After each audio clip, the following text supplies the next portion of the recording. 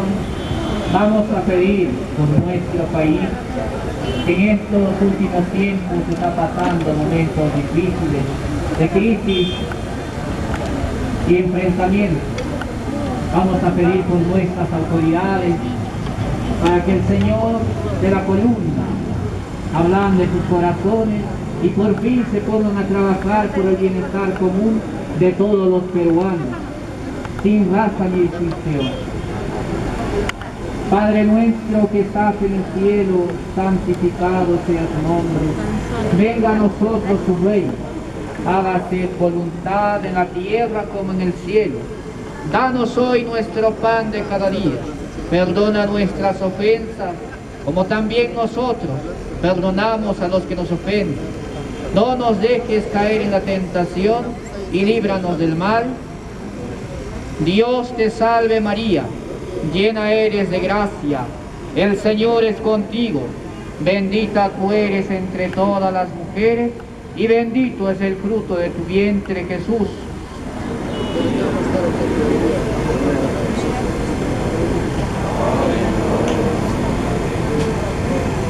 Gloria al Padre, al Hijo y al Espíritu Santo.